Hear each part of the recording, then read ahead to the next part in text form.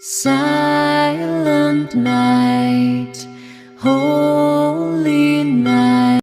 हल्दी जो है वो एक्चुअली में मसाले वाली फसल है। ये हमारी ना सब्जियों में नहीं आती है, सब्जी की फसल में नहीं आती। अब ये जो हल्दी है ये खेती कहाँ होती थी पहले? सबसे पहले साउथ में होता था। ये वो बहुत ज्यादा खेती होता था। ये हिमाचल में मजबूरी में इसको लाया गया। क्या मजबूरी थी कि यहाँ आवारा पशु जो वर्ड बोलते हैं ना, जो पशु खुले रहते थे ना, तो लोगों ने कहा कि लोगों के वैज्ञानिकों पे भी रहा कि कोई ऐसी फसल बताओ जिससे बंदरों की समस्या, इनके पशुओं की समस्या के कारण थोड़ा बहुत किसानों को कुछ हो सके। हल्दी हमारे यहाँ क्यों नहीं लगा सकते? पहला तो ये प्रश्न है, क्यों नहीं लगाते थे पहले, या अभी भी लगाते हैं तो क्यों लगाते हैं? हमारे यहाँ जो दिन है ना, जब हल्दी उखड़ता है, कब उखाड़ते हैं? आजकल उखड़ता है, ठीक है।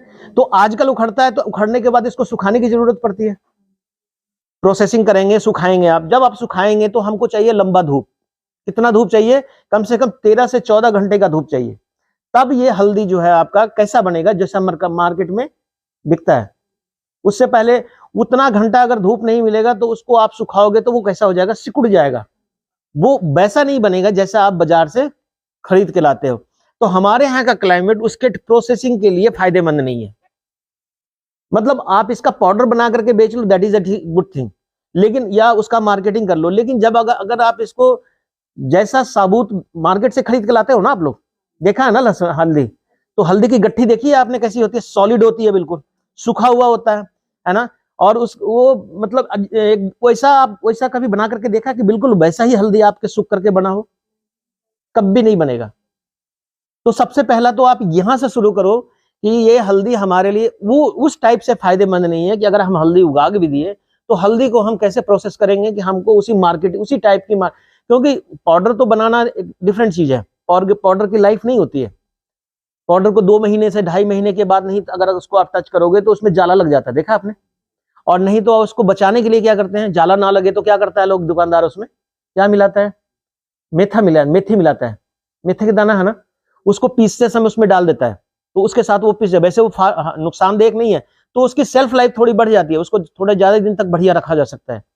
लेकिन अगर आप सूखा बना करके बेचना चाह रहे हो कि मेरे पास 50 क्विंटल हल्दी हो गया और उसको मैं प्रोसेस कर करके सुखा करके गट्ठी के रूप में इसको मार्केट में बेचूं जो 200-250 रुपए किलो बिकता है, तो वो आपके दिखने वाला भी वैसा होना चाहिए। सूख तो जाएगा लेकिन सिकुड़ जाएगा। वो जैसा हल्दी गट्ठी सूखता है वो वाला है, वैसा वो भी तो हल्दी लगता है ना, लेकिन ऐसा वाला हमारे यहाँ नहीं सूख पाता है। तो हम क्या करते हैं, उसको काटते हैं, फिर काट करके सुखाते हैं। और कौन खरीदेगा? कोई नहीं खरीदेगा कटा हुआ हल्दी, क्योंकि जब आप इसको काटते हैं तो सच्चे बताना तो आपने देखा इसके अंदर कीड़ा लग जाता है। बहुत सारे छोटे छोटे कीड़े उड़ने वाले जो होते हैं उसके ऊपर आ जाते हैं। और कीड़े लगने का मतलब है कि वो किसी भी पॉइंट से आपके हेल्थ के लिए बेनिफिशियल नहीं है, क्योंकि कीड़ा जहां बैठेगा वो गंदगी करेगा। वो छोटा ही कीड़ा होता है, बहुत बड़ा होता है। मैंने कई लोगों को तो उसके ऊपर मैंने कई लोगों को बोला जैसे इस पे नेट डाल दो, जाली डाल दो, कुछ डाल करके इसको डाला करो ताकि अपने ही खाने के लिए आप यूज करते हो। लेकिन ये जो उड़ने वाला कीड़ा है इसको इग्नोर मत करो, ये भी किसी ना किसी एंगल से आपके उसमें आ रहा है। तो ये हल्दी का सबसे दूसरा रूप है कि हमारे यहाँ हल्दी उतना सक्सेस नहीं है जितना सक्सेस मेरे को चाहिए। मतलब हम अपने लिए लगाएं, अपने लिए काट करके इसको प्रोसेस करके पाउडर बना करके हम बेचें, वो ठीक है। लेकिन हम सोच करके गट्ठी के रूप में इसको बेच पाएंगे, वो इम्पॉसिबल है। अभी तक हमारे यहाँ सीड उतना नहीं है। सीड का मतलब हमारे पास भी तो अभी जो लोग उगा रहे हैं वो इसको सीड के रूप में बेच देते हैं, उनको बिक जाता है। तो उनको लगता है कि हल्दी के बड़ा अपॉर्चुनिटी है कि बहुत ज्यादा आगे जाकर के इसका हम बिजनेस कर सकते हैं। तो एक तो ये नहीं होगा। दूसरी बात, अब हम लगाने की बात में आते हैं। तो हमें लगाना कितना चाहिए? वही एरिया में हल्दी लगाओ जिस एरिया में आवारा पशु की समस्या हो या पशुओं की समस्या है। अच्छे खेतों में हल्दी लगाने करके आप बहुत सारे क्रॉप को नुकसान कर सकते। बहुत ज्यादा पैसा देने वाला हल्दी क्रॉप है नहीं, इसको आप नहीं मान के चलो कि पैसा कब देगा ये, जब ये प्रोसेस होकर के आप इसको बेचोगे। कच्चा हल्दी 10 रुपए, 15 रुपए, 20 रुपए, 25 रुपए तक का रेट हो जाता है। तो बहुत मेहनत करना है। तो ऐसा खेत जो आपको लगता है कि मैं वहां पे कुछ नहीं कर सकता हूँ या मैं उसका देखभाल नहीं कर सकता हूँ, तो उस कंडीशन में हल्दी हमारे लिए ये क्रॉप हो जाती है कि वो उसको न कोई नहीं खाता है। छोड़ भी देंगे हल्दी को, कई बार आपने सुना होगा 2-2 साल तक रखते हैं नीचे जमीन में दबा करके, छोड़ देते हैं 2 साल, जब मूड किया 3 साल के बाद उखाड़ते हैं, है ना? ऐसा भी करते हैं ना, रंग उसका जो है बहुत ज्यादा फर्क नहीं आता है, लेकिन हम दबा करके रखते हैं। तो ये सोच के उसमें एक दो कारण होता है, या तो आलस है या हमारे पास लेबर नहीं है। उखाड़ने के लिए तो लेबर चाहिए, और उखाड़ने के बाद तो सोचते हैं कि नीचे भी पड़ा हुआ है तो कोई दिक्कत नहीं है, क्योंकि आपने दिसंबर जनवरी में उखाड़ना है और मार्च अप्रैल में इसको लगा देते हैं। तो सबसे पहली चीज आती है, इसको अदरक को, हल्दी को लगाते कब है? हल्दी लगाने का सबसे जो बेस्ट टाइम है, कौन सा महीना है? सबसे बढ़िया महीना मार्च का अंतिम और अप्रैल का पहला महीना, पहला सप्ताह, यानी अप्रैल के महीने में आपको हल्दी लगा देना चाहिए। हल्दी को कितना दिन की फसल है ये? 9 महीने तक इसको आपने जमीन के अंदर रखना है। कितने महीने? 9 महीने आपने जमीन के अंदर इसको रखना है। 9 महीने अगर आप जमीन के अंदर रखेंगे तो ये उतना प्रोडक्शन देगा जितना इसको देना चाहिए। और जैसे जैसे घटते जाएंगे, जैसे इन्होंने बोल दिया जून, अब जैसे जैसे घटते जाएंगे, आप अप्रैल में नहीं लगाया, मई में लगा दिया, मई में नहीं, जून में लगा दिया, जून में नहीं, जुलाई में लगा दिया, वैसे वैसे इसका प्रोडक्शन घटता चला जाएगा। तो ये एक्चुअली जो क्रॉप है वो एक्चुअली 9 महीने की क्रॉप है, जो को हम मार्च के लास्ट में और जनवरी, क्या हो गया? अच्छा बुला लो आप। तो उसको हम, और उखाड़ने का टाइम सभी का एक ही है, यानी एक मतलब दिसंबर जनवरी के महीने में उखाड़ते हैं, जब इसका पत्ता पूरा पीला हो जाता है। दूसरी बात, जब लगाने का टाइम हमारा हो गया अप्रैल का महीना। बीज किस्म कौन? मिट्टी तो कोई भी लगा सकते हो, हल्दी के लिए कोई भी मिट्टी चलेगा, यानी कौन सा मिट्टी चाहिए ये नहीं ध्यान रखना है आपने। जो मिट्टी मिलता है, रेतीली जमीन में भी हो जाता है ये, चिकनी में भी हो जाता है, क्योंकि मिट्टी तो हम बदल नहीं सकते। जो मेरे खेत में है तो सभी तरह की मिट्टी में इसकी खेती हो जाती है। काले रंग की मिट्टी है, सॉइल जिसको हम ब्लैक सॉइल बोलते हैं, उसमें भी हो जाता है। जो चिकनी मिट्टी है उसमें भी हो जाता है। जो पथरीली मिट्टी है जिसमें थोड़ा बहुत मिट्टी मिला हुआ है, जैसे चिकनी और पथरीली रेतीली मिली होती है, उसमें भी हो जाता है। तो मिट्टी इसके लिए बहुत बड़ा रोल प्ले नहीं करता। किसकी? इसकी गट्ठी जो है ना, आलू की तरह नहीं बनता, गोल लंबा बनता है, तो ये अपना स्पेस बना लेता है। सख्त ये डेफिनेटली है कि अगर उपजाऊ मिट्टी होगी तो प्रोडक्शन डेफिनेटली ज्यादा होगा, ज्यादा फलेगा, ज्यादा बनेगा वो। लेकिन हम कोशिश ये करते हैं कि जो हमारे यहाँ की मिट्टी है, जो हिमाचल की मिट्टी है, अगर आप किन्नौर, लाहौल स्पीति का एरिया को छोड़ दीजिए, तो वहां भी जैसे कुछ एरिया वहां भी है जहां पे मटर की खेती करते हैं, वहां उस वैसी वाली मिट्टी हमारे को नहीं चलेगा। लेकिन जो हमारा नीचे वाला मिड हिमाचल का बेल्ट है, लोअर हिमाचल जो है आपका है, और मिड हिमाचल का जितना भी एरिया है, जैसा भी एरिया है, सब में ये चलता है। अच्छा, ये जो है आप जैसे बोल रहे हो ना कि हम यहाँ पे लगाते हैं मार्च के महीने में, या हम बोल रहे हैं जून के महीने, अप्रैल के महीने में लगाते हैं। बहुत जगह लोग इसको जैसे मैंने बोला ना कि दवाई छोड़ देते हैं, दिसंबर में नहीं उखाड़ते हैं, जनवरी फरवरी मार्च 3 महीना जमीन के अंदर ही रह जाता है। तो ये अदरक का, हल्दी का सबसे बड़ा फायदा है कि इसको स्टोर करने के लिए कोल्ड स्टोरेज की जरूरत नहीं पड़ती है, कहीं भी आप स्टोर कर दीजिए। और सबसे बेस्ट टेक्निक जो हम करते हैं वो खेत के बीच में ही कर देते हैं स्टोर। जहां क्यारी से आपने निकाला वहीं उसको रख दीजिए आप, और उसको उसी के पत्ते से ढक दीजिए, और थोड़ा हल्का सा मिट्टी डाल दीजिए उसके ऊपर। तो उसके अंदर, उसको स्वेटिंग बोलते हैं, पसीना निकालना, और उसके ऊपर हल्का सा मिट्टी रख करके उसी पत्ते को इकट्ठा करके उसी से ढकना है। और तो उसको 6 महीना 8 महीना तक आप स्टोर कर सकते हो, खराब नहीं होता ये। क्योंकि हमको तो अल्टीमेटली इसमें बीमारी नहीं लगता है। हल्दी में आपको पता है कि इसके जड़ों में बहुत कम बीमारी लगता है, लगता ही नहीं है। ये तो अपने आप में भी एक anti bacterial, anti viral, anti fungal, तीनों तरह की प्रॉपर्टी इसके अंदर हल्दी के। कहीं भी कट लग जाए तो हल्दी लगा दो, किसी भी बीमारी के लिए बोलता है डॉक्टर हल्दी को पी लो, तो ये एंटी वायरल, एंटी बैक्टीरियल सब कुछ है ये, इसलिए इसमें बीमारी नहीं आती। तो एक ये भी कारण है जिसके कारण से लोग इसको प्रेफर करते हैं कि उन लोगों को बताओ जो लोग इसको लगाना चाहते हैं। वैसे एक ऊना में फेडरेशन बना हुआ है, टर्मेरिक फेडरेशन, महिलाओं का कोई 400-500 महिलाओं का ग्रुप है।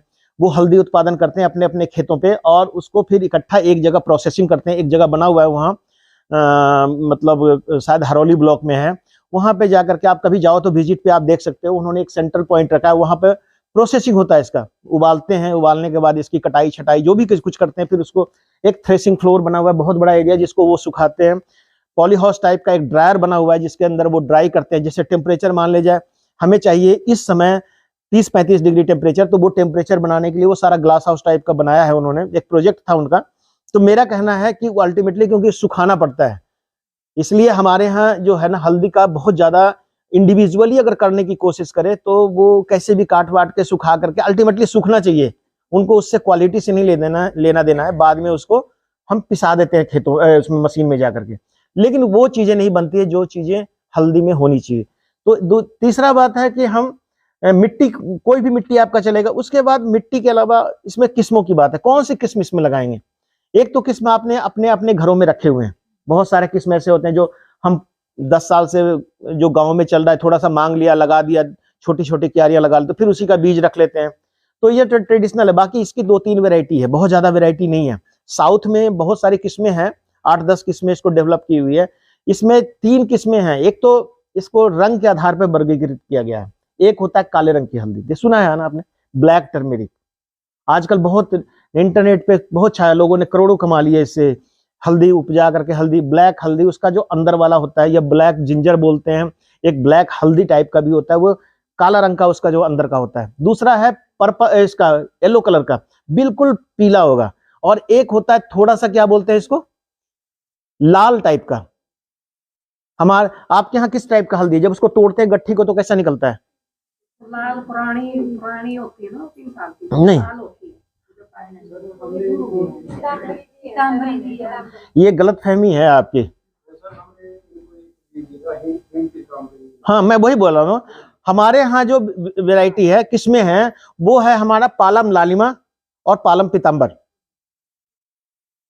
जो हिम पीताम्बर, हिम पालम पीताम्बर जिसको बोलते हैं, हमारे यहाँ जो वैरायटी है उसका नाम ही दिया गया है। तो हिम लालिमा जो है, पालम लालिमा जो है, वो थोड़ी लाल करके, हल्का टिंज जो है, जिसको थोड़ा रेड कलर का होता है। और जो पीताम्बर है वो पीला, बिल्कुल पीला है, ठीक है ना। तो ये दोनों किस्में हैं, ये ही हमारे यहाँ प्रचलित हो गई है, क्योंकि जिनके पास से ले गया वो धीरे धीरे धीरे धीरे फैल करके वही सारा डोमिनेट कर गया। प्रोडक्शन दोनों में बहुत ज्यादा अंतर नहीं है, लेकिन क्वालिटी में थोड़ा सा अंतर है। कई लोग, कई बार आप हल्दी डालते हो सब्जी में ना, तो लाल रंग का हो जाता है। कई बार आप हल्दी डालते हो तो पीले रंग की सब्जी बन जाती है। कई बार आप अपने घर का हल्दी ज्यादा डालना पड़ता है, क्योंकि आपका हल्दी प्योर है। प्योर हल्दी जो नॉर्मली हम यूज करते हैं, वो प्योर हल्दी जो होता है वो क्वांटिटी ज्यादा लगता है। और जो बाहर से हल्दी आता है, वो प्योर हल्दी जो पाउडर है, उसमें किसी न किसी तरह का रंग मिलाया होता है। चाहे वो जो भी रंग मिलाते हो, मैं किसी के बारे में क्या बुराई करूं, लेकिन डेफिनेटली उसमें कोई ना कोई कलरिंग मटेरियल मिलाया होता है। तभी तो एक चुटकी रंग हल्दी से आपके सब्जी का कलर दूसरा हो जाता है एकदम। और आप अपने घर का हल्दी डालोगे तो चम्मच से डालना पड़ता है। तो ये अंतर होता है। तो इसीलिए कहते हैं जो अपना वाला हल्दी है ना, डेफिनेटली है कि आप 100% हल्दी खा रहे हो। तो ये पालम पीताम्बर और पालम लालिमा, ये वैरायटी सबसे बढ़िया है। दोनों में से जो आप लगाना चाहते हैं। दूसरा मिथ इसमें है कि क्या हल्दी को, उसके बाद क्या करना है आपने, कि खाद और उर्वरक की बात करते हैं, कैसे खाद डालना है। देखिए, अदरक, हल्दी को ज्यादा खाद की जरूरत नहीं होती है। जो 12-32-16 वगैरह है ना, उसको थोड़ा बहुत 4 से 5 किलो पर कनाल अगर आप डालते हैं तो दैट इज सफिशियंट। 4 से 5 किलो अगर 12-32-16 डाल दिया आपने तो दैट इज सफिशियंट। लेकिन गोबर की खाद बहुत इंपॉर्टेंट है इसके लिए। जिस खेत में आपने अदरक हल्दी लगाना है, उस खेत में आपके गोबर खाद की मात्रा होनी चाहिए। अब मैंने ये बोला ना कि ये ऐसा क्रॉप है जो कुछ नहीं मांगता है, लेकिन आपके ऊपर डिपेंड करता है कि आपने प्रोडक्शन कैसा लेना है। तो ये आपके ऊपर है कि आप उसमें खाद डालेंगे कि नहीं डालेंगे। बहुत उपज जाएगा ना, बहुत ज्यादा खाद डाल देंगे ना, तो पत्ते बड़े बड़े हो जाएंगे, इतना इतना हो जाता है, उसके अंदर कुछ नहीं बनेगा, छोटा बनता है। गोबर डालते हैं ना, गोबर ही इंपॉर्टेंट है। गोबर डालिए इसके अंदर। गोबर कभी भी, जब भी आप डालते हो तो गोबर खेत में नहीं डालना है, और जिस समय लगा रहे हैं उस समय नहीं डालना है। गोबर को आपने कम से कम लगाने से 15 से 20-25 दिन पहले आपने डालना है, या 1 महीना पहले।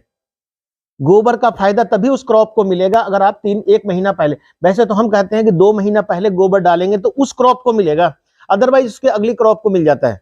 तो इसको जरूरत होता है शुरू के समय में, तो आपने कम से कम 1 महीना पहले गोबर डाल करके खेत में जैसे भी करके तैयारी कर लीजिए लगाने। और उसके बाद इसमें होता है, जब आप हल्दी उखाड़ते हो तो आप देखते हैं इसमें उंगली जैसा होता है, जिसको हम लोग फिंगर बोलते हैं। बीज जो है ना, और जो मोटा वाला होता है ना, जिसके साथ कई हल्दी लगे होते हैं, उसको हम बीज में यूज नहीं करते हैं। उसको क्या करते हैं, खाने में यूज करते हैं। उसी को ड्राई किया जाता है, उसको हम मदर राइजोम बोलते हैं। वो जो है बीच वाला, जो मोटा वाला है, that is a mother rhizome. और जो फिंगर्स जो बाहर से निकले होते हैं, जो उंगली के टाइप से, वही हमको बीज के लिए यूज करना चाहिए। उसको हम बोलते हैं, वो एक्चुअली में हम कई जगह पर लोग उल्टा करते थे कि वो बीज के लिए रख लेते थे बीच वाला, जबकि वो नहीं रखना चाहिए। बीज के लिए जब भी रखो तो फिंगर, चाहे छोटा ही फिंगर क्यों ना हो, है ना, कई बार साइज अलग अलग होता है, तो छोटा वाला फिंगर जो, ये मत देख करके रखो कि वो उसका रंग थोड़ा कम पीला है, ये सोच के नहीं रखना आपने, वो रंग अपने आप दे देगा। अगर जैसा बीज लगाओगे, मटर लगाओगे ना, तो मटर ही बनेगा, उसमें मटर ही लगेगा, बैंगन लगाएंगे तो बैंगन ही लगेगा, उसमें टमाटर नहीं लगेगा। तो ये जो हमारा जो है कि इसका जो फिंगर्स है, इसी को बीज के लिए यूज करना है। बीज की मात्रा लगती है वो करीब करीब, हाँ जी, बीज की मात्रा जो लगती है वो करीब करीब, हमारे तरफ देखो आप, इन बैठ जाएंगे, ये बीज की मात्रा लगती है करीब करीब 80 किलोग्राम एक कनाल में। 80 किलो अगर आप बीज लगा रहे हो तो डेफिनेटली है कि 80 किलोग्राम बीज आपको यूटिलाइज हो। अगर आप प्रोडक्शन लेना चाहते हैं सही तो 80 किलोग्राम कम से कम, अगर आप एक कनाल में खेती कर रहे हैं तो 80 से 100 किलोग्राम बीज आपको लगाना चाहिए। अगर उससे कम बीज लगा रहे हैं तो प्रोडक्शन पे इफेक्ट पड़ेगा। कितना टाइम प्रोडक्शन होता है? 1 किलो से 10 किलो, 1 किलो से 10 किलोग्राम, या 1 किलो से आपका 20 किलोग्राम। दो है कि 1 किलो अगर आप लगाएंगे तो उसका 10 टाइम्स, दो अगर अच्छी देखभाल करेंगे तो वो देखभाल में क्या है कि आपने जो टाइम लगाया है ना, मैंने मार्च वाला बोला ना, मार्च अप्रैल वाला, अगर अप्रैल में आपने लगाया है तो अप्रैल का आपको बन जाएगा 20 गुना, 18 गुना, 20 गुना बन जाएगा। लेकिन अगर आप जून जुलाई में लगाएंगे तो वो 10-12 यही बीज बनेगा। ऐसा हम देखते हैं कि अगर अच्छी देखभाल, अच्छी पैकेज ऑफ प्रैक्टिसेज अच्छी तरह से आपने लगाया है तो 10 टाइम्स 12 गुना, 10 गुना, 12 गुना, क्योंकि बहुत नेग्लेक्टेड क्रॉप है, लोग इसको पानी भी नहीं लगाते हैं, लगा देते हैं, छोड़ देते हैं।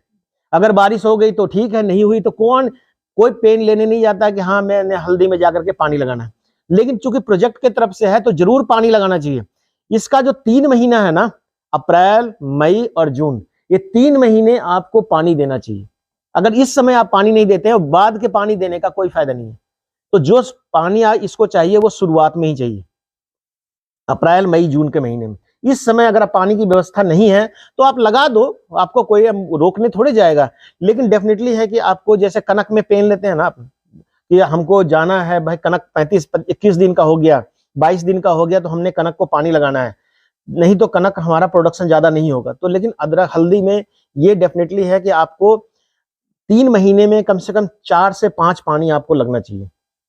अगर आपके यहाँ बारिश नहीं होती है तो, उस समय बारिश हो जाती है तो 15 दिन, 20 दिन तो 1 महीना निकाल देगा वो, ठीक है ना। अब इस बारिश नहीं हो और फिर भी आपने हल्दी लगाना चाहते हैं, पानी की भी व्यवस्था नहीं है, तो हमारे यहाँ क्या करते हैं लोग, इसको मल्च लगाते हैं। मल्च समझते हैं आप लोग? वो खरपतवार बिछा देते हैं जमीन में लगाने के बाद। पता लगाने का टेक्निक बता देते हैं। कैसे लगाते हैं आप लोग हल्दी को? मेड़ पे लगाते हैं या जमीन पे लगाते हैं?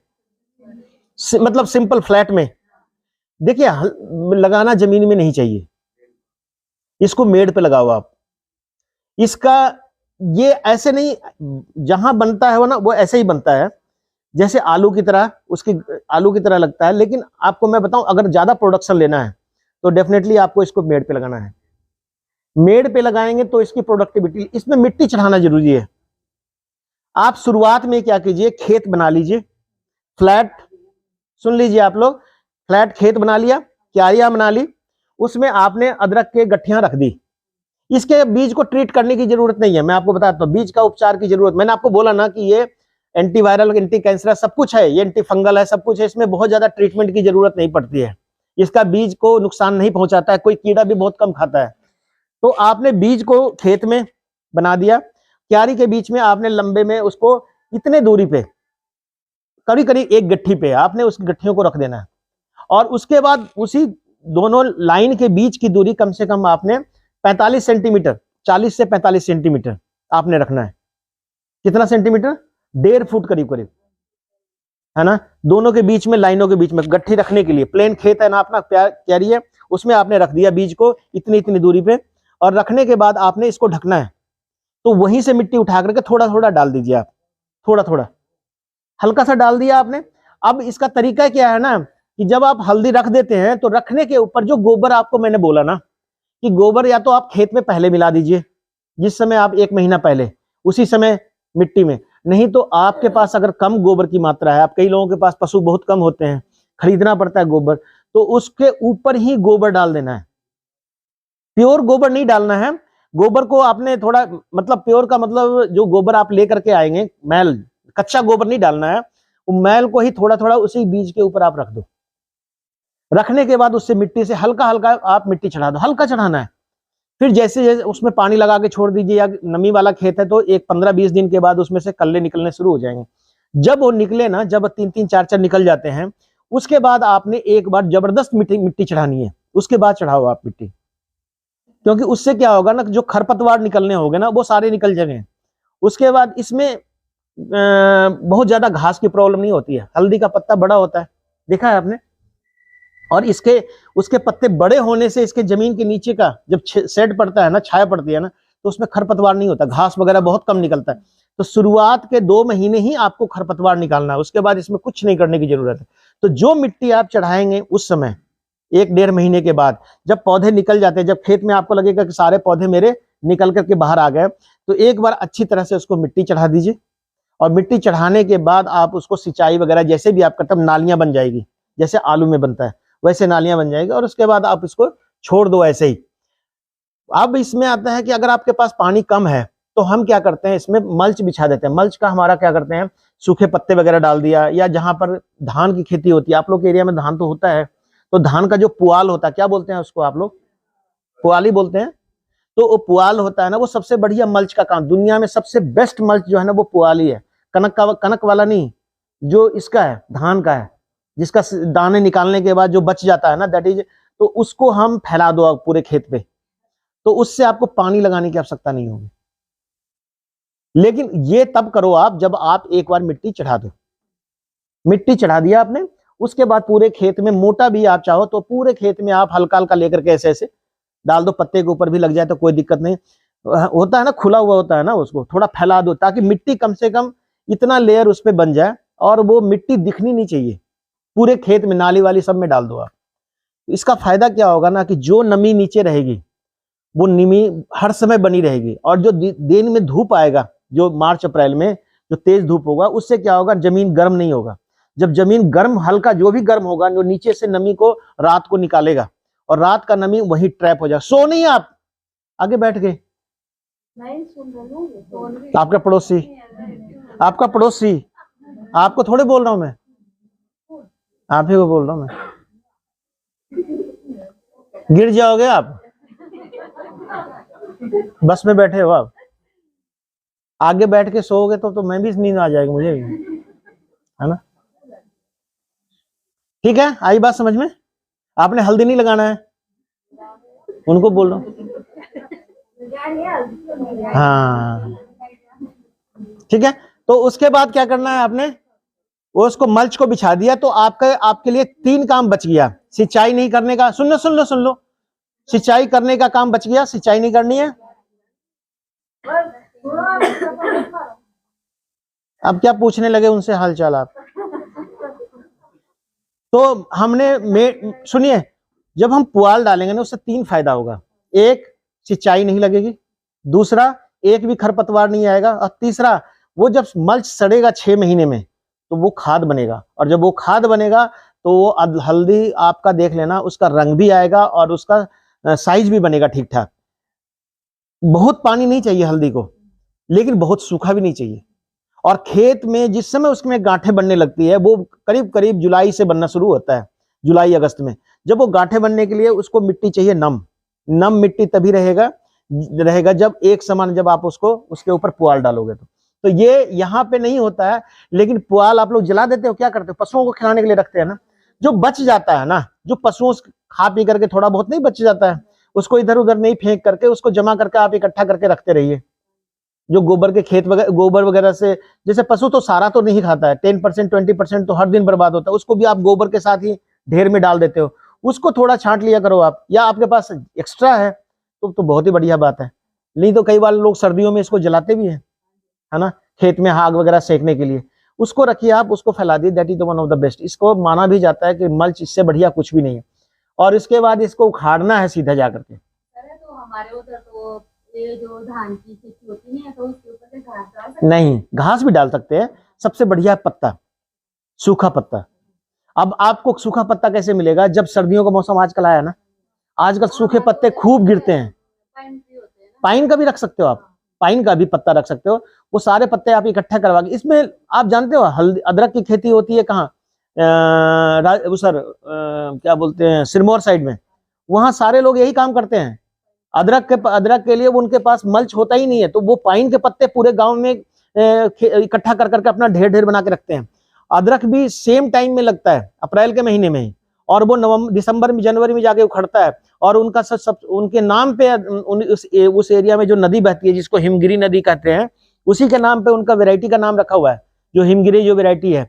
और वो अदरक उनका साइज बनता है बहुत जबरदस्त। मल्च के कारण ही उनका अदरक बचा हुआ है, मल्च के कारण ही अदरक का प्रोडक्शन उनका बढ़ा है और एरिया भी बढ़ रहा है। जहां मल्च नहीं है, अदरक अगर आप लगा रहे हो और मल्च नहीं लगाओगे ना, तो इस एरिया में अदरक नहीं होगा ज्यादा अच्छा बढ़िया।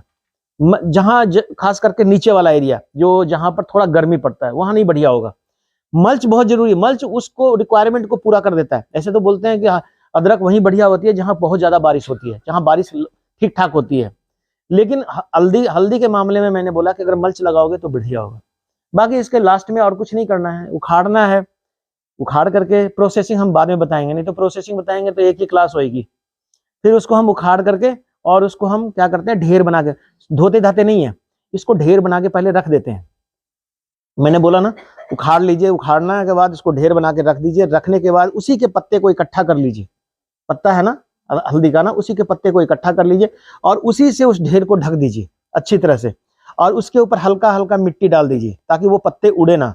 और उसके कारण क्या होगा, उसमें अंदर पसीना आएगा उस हल्दी के में, और उससे क्या होगा, उसका एक रंग हो जाएगा। और ये बहुत जरूरी है, कम से कम 15 दिन ऐसे रखना है, इसको स्वेटिंग बोलते हैं।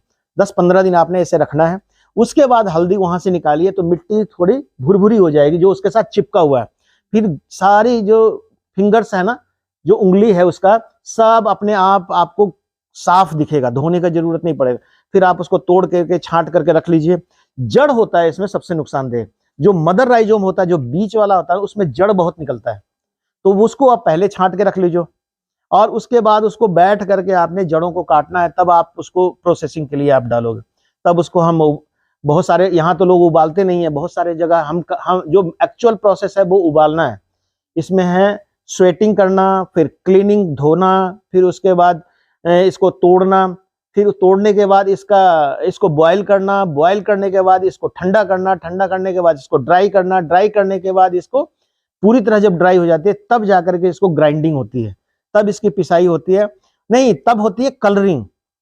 जो आप हल्दी आता है ना, उसका छिलका पीला होता है ना, जो आपने सूखा हुआ हल्दी देखा होगा, उसका रंग पीला ऊपर से, तो उसके बाद उसको कलरिंग की जाती है, हल्दी से ही कलर किया जाता है।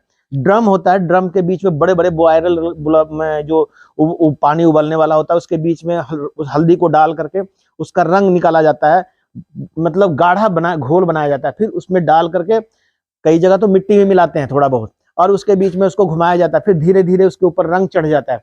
फिर उसको आपको ड्राई करते हैं, फिर आपको उसको फिर मशीन में एक रोल डालते हैं। फिर उसके बाद जो एक्स्ट्रा रंग चढ़ा होता है वो उसमें से सब इकट्ठा हो जाता है। फिर उस पर एक स्मूथनेस, फिर उसको बोलते हैं सीविंग। फिर उसको क्या करते हैं, पॉलिशिंग करते हैं। फिर वो धीरे धीरे मशीन में घूमता है, तो उसका जो ऊपर वाला जो छिलका है ना, वो चिकना देखने में लगता है, खूबसूरत लगेगा। मार्केट में कोई भी चीज बेचने से पहले उसकी खूबसूरती को तैयार किया जाता है, और वो जब हो जाता है तब जाकर के आपके मार्केट में बोरियों में भर करके इसको बेचा जाता है। तो ये लंबा प्रोसेस है प्रोसेसिंग के।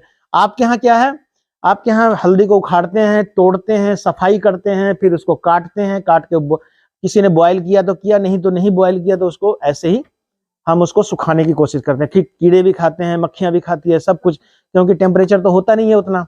और इस समय इसके ऊपर जहां जहां कट लगेगा उसमें से थोड़ा थोड़ा लेसा जैसा निकलता है ना, देखा भी होगा आपने। और इसके कारण से, और उसको फिर हम साल भर रखते हैं खाने के लिए। तो ऐसा नहीं करना चाहिए, इसको काट करके सुखाना किसी भी एंगल से हम नहीं प्रीफर करते हैं। दूसरी एक लास्ट लाइन में बोलूंगा कि हल्दी को हर साल उखाड़ना है आपने। इस साल लगाया तो अगले साल उखाड़ लीजिए, या अगले मतलब इसी साल, जो भी आपका 9 महीने का टाइम होता है, इसको 2 साल मत छोड़िए आप।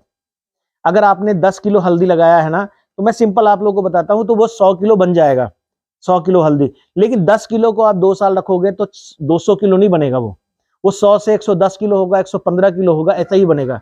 3 साल रखोगे तब भी 120-25 किलो ही होगा। लेकिन आप हर बार तोड़ तोड़ के लगाओगे तो 10 किलो से 100 किलो होगा, 100 किलो को लगाओगे तो 1000 किलो होगा, 1000 से लगाओगे तो 10,000 किलो होगा, बढ़ता जाएगा आगे को। 3 साल में आप वहां पहुंचना चाहते हो, 3 साल में आप वहीं दबा रहने दोगे। और ये बिल्कुल ही दिमाग से निकाल दीजिए कि जब हम मिट्टी में 3 साल रखेंगे तो इसका रंग आएगा। ये 20 साल रखोगे तब भी ये काला नहीं पड़ेगा, ये पीला है तो पीला ही रहेगा, जो इसका रंग है वही रंग रहेगा। तो ये तो दिमाग में बिल्कुल निकाल दीजिए कि हल्दी का रंग मिट्टी के नीचे दबा के रखने से पीला बढ़ता है। ठीक है, हो गया हल्दी। किसी को पूछना है इसके बारे में? हल्दी के बारे में एक दूसरे का मुंह क्यों देखते हैं? खुद के दिमाग में आओ। आपके समझ में नहीं आई हुई तो आप पूछ लो ना मेरे से। क्या नहीं है कुछ पूछने के लिए?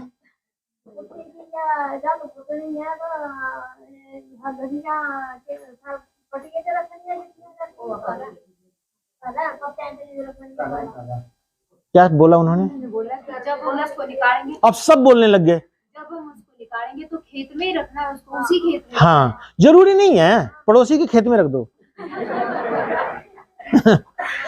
उस खेत में मतलब मेरा कहने का है उसको घर ले जाने की जरूरत नहीं है, कोई चोरी नहीं करता इसको, तो वहीं रखना। अगर आपको उस खेत में दूसरी फसल लगानी है तो आप उसमें कैसे रखोगे? तो आप दूसरा खेत में भी रख सकते हो, घर में भी आप ला करके रख सकते हो, लेकिन आपको 2 चीजें ढोना पड़ेगा ना, हल्दी भी ढोना पड़ेगा और पत्ते भी ढोने पड़ेंगे, मिट्टी भी ढोना पड़ेगा। 3 चीजें हो ना, मैंने बता रहा हूं। मेरा कहने का कोई मकसद है, ठीक बात है, हंसना नहीं चाहिए। बहुत क्रिटिकल बात पूछा उन्होंने और बहुत सही जवाब मैंने दिया कि आपको सिर्फ हल्दी नहीं, अगर घर में ले जाकर के आप ढकोगे तो आपको हल्दी भी ले जाना पड़ेगा, पत्ते भी ले जाने पड़ेंगे और मिट्टी भी ले जाना पड़ेगा, क्योंकि ढकना आपने मिट्टी से भी है। मैं आपको बार बार कह रहा हूं, मिट्टी से भी ढकना है, ठीक है ना, तभी स्वेटिंग आएगी। पत्ते के ऊपर भी मिट्टी, हाँ, ताकि पत्ते उड़ ना जाए। पत्ते के नीचे भी। नहीं, नीचे नहीं, पत्ते डालने के बाद। हंसो नहीं, दुपट्टे का फायदा मत उठाओ, चादर का नीचे करो ये।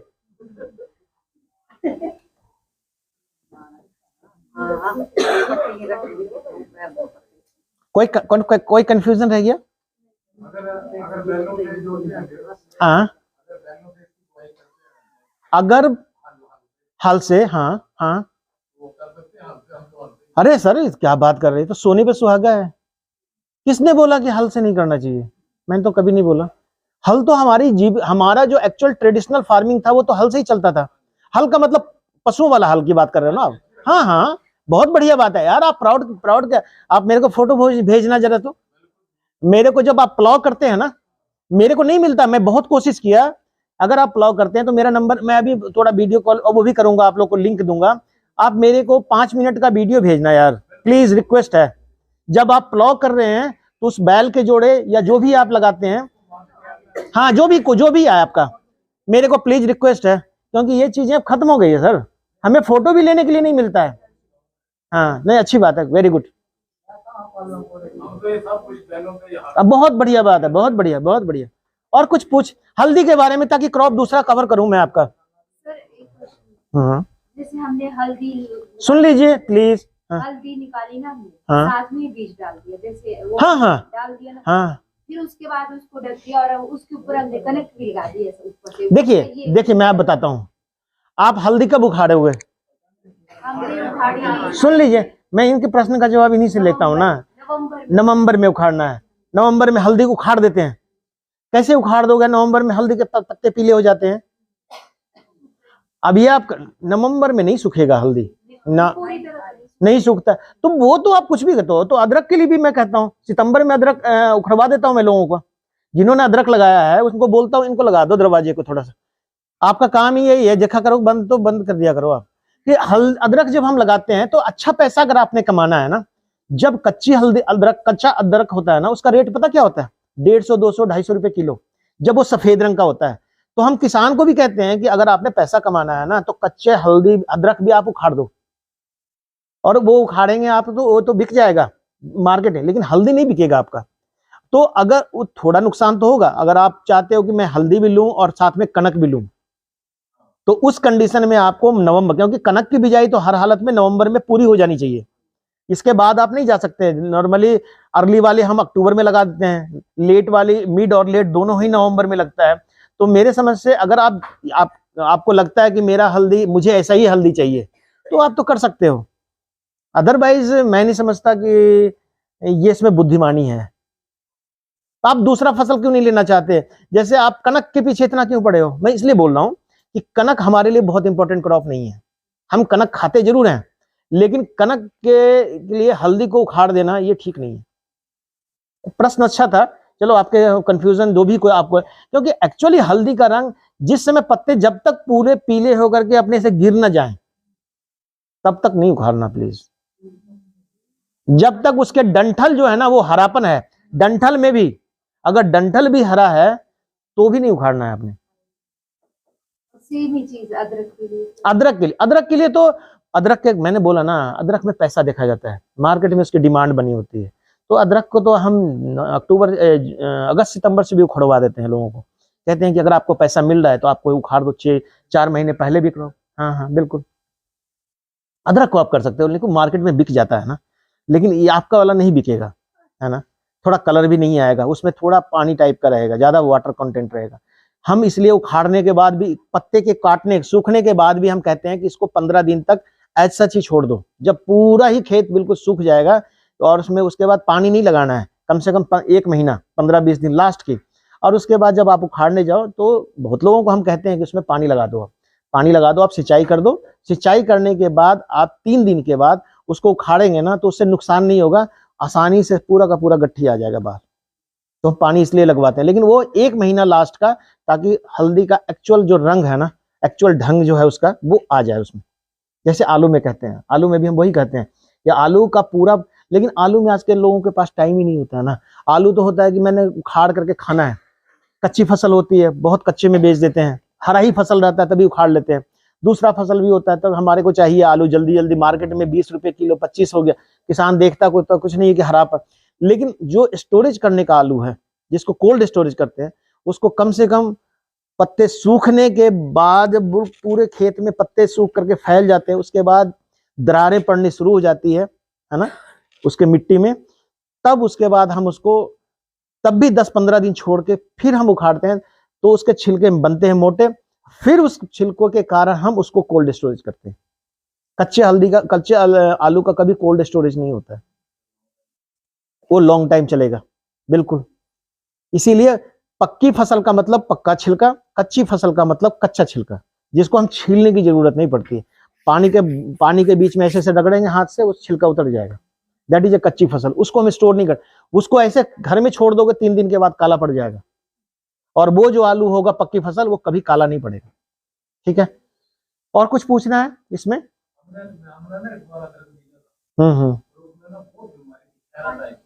देखिए,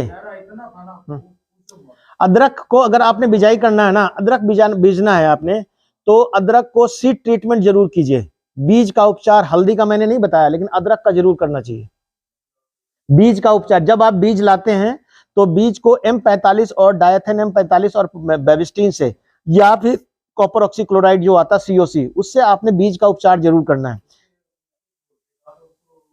धोना है, मैं बता दूंगा आपको। मैं उसको क्या करना है, जैसे 10 लीटर पानी लिया, 10 लीटर पानी, पहले तो गट्ठी को तोड़ लेना है, जितने से 30 से 40 ग्राम की गट्ठी चाहिए आपको अदरक में, तो उसको हम तोड़ना पड़ता है, क्योंकि अदरक का गट्ठी बड़ा होता है।